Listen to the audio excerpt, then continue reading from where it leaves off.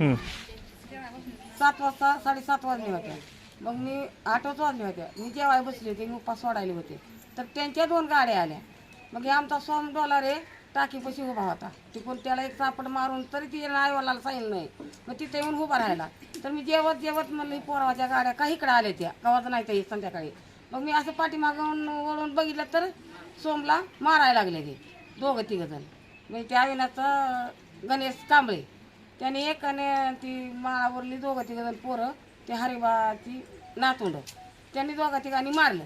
मग मारी काय झालं मध्ये गेलं तर माझ्या पाठीला एक दगड टाकला. मग दगड टाकला मी ठोठो बॉम्बाला आणि आमची सगळी माणसं गोळा झाली इथं काय. मग झाल्यावर त्यांनी तलवार ती हित घेऊन आली काय ते हात्यार तशी कोयती कुराडी आणि ती कोयतर दगड.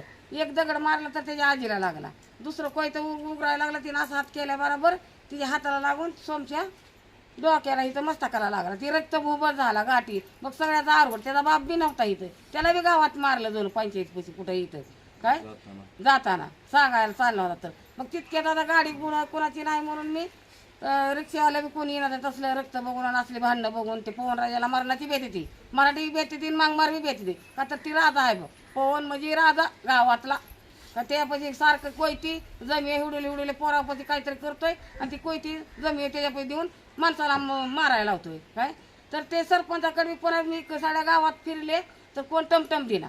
पुन्हा मी पोलीस तर ते म्हणतो मला झटाच वाकडं करतोय कसला पोलिसाला मी पैसे बरोबर टाकतोय काय.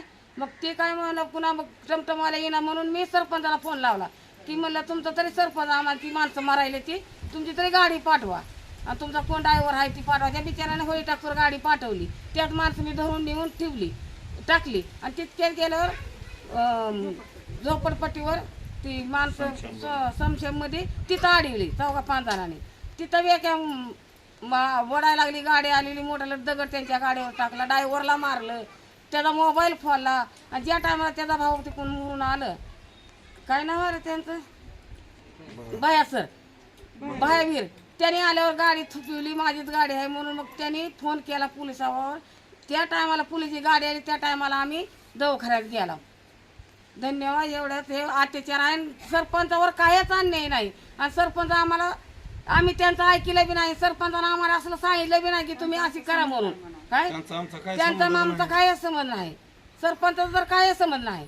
सरपंचानं सांगितलं ते आलं सुद्धा नाही तर आम्हाला बघायला सुद्धा आलं नाही. तर सरपंच गावातलं सुद्धा काय 3 दिवस आम्ही दवाखान्यात असे पडला होता तर आम्हाला कोण बघायला नाही आलं. आणि ते मध्ये तुम्हाला सरपंचाला लावले सरपंचाचा तुमचा हात आहे तर आम्हाला सरपंचाचा काही सुद्धा हात नाही. आम्ही हात जोडून विनंती करून आम्हाला सरपंचाचं काहीच ही नाही. त्यांच्यावर अति करू नये काय. पहिल्यापासून मेलेल्या माणसाला सुद्धा माती सरपंच करतात. जी थकलेल्या केलेल्या माणसाला 500 रुपये देतात. घरकुल देतात सगळं देतात. तर सरपंचाचा काय अन्यायच नाही तर सरपंचावर काय म्हणा पुरावी घ्यावी काय. काय कशामुळे भांडणं झाली. कारण माझं नाव सुहानी असल्यामुळे नैतिक कांबळेने मला चिडवलं की सुहाना मसाला आजकाल खूप विकायला लागलाय त्याच्यामुळे हे भांडण आहे. कुठे चिडवले तुला. बस स्टँडवर बसमध्ये बसल्यानंतर. ती परत कोणाला सांगितलं तू. मी माझ्या भावाला सांगितलं आळणी पाटीवर उतरल्यानंतर. माझ्या भावाला त्याला समजून इतकं सांगितलं की तुझी बहीण माझी बहीण एकच आहे तू असं कशाला बोललास एवढं समजून सांगितलं. तेवढं रात्री माझ्या घरी येऊन माझ्या घरच्यांना हाणमार केली.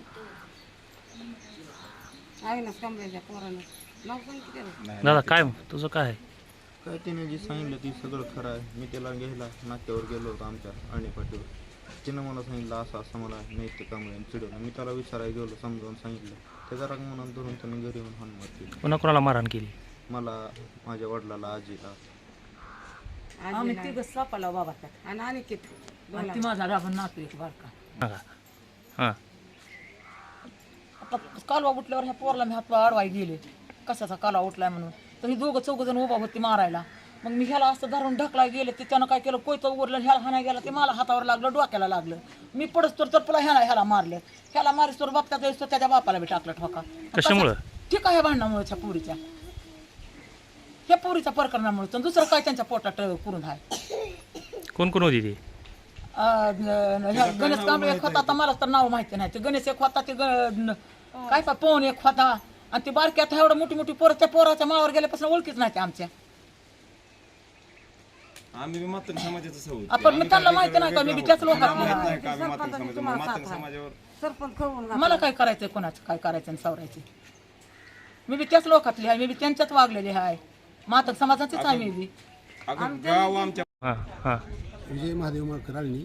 काल जो हा आंदोलनाचा विषय झाला आणि त्यात अशी कंप्लेंट आली की एका मुलीनं बाईट दिल्यानंतर की तिची आई औषध पिली. ती आमच्या कोण नसून माझ्या घरची म्हणजे माझी पत्नी होती. पण त्या आंदोलनाचा आणि त्या औषधाचा माझ्या म्हणजे असा काही संबंध नव्हता. तो आमचा घरेलू विषय असल्यामुळं हे म्हणजे साफ चुकीचं आहे. आणि वैयक्तिक मी मुलीला घेऊन गेलो होतो. हा त्रास म्हणजे बाकीची मुलं त्यांना करतच होते. त्यांच्या अंगावर थुकणे, कट मारणे. अजून काय त्रास होता? मग तुम्ही स्वतः वैयक्तिक घेऊन गेलता का? ते म्हणले होते असं बळजबरीनं त्यांना मुलीला घेऊन आले म्हणून. ते घेऊन गेलो होतो, बळजबरी नाही तुम्ही आंदोलनात होता का? होतो ना.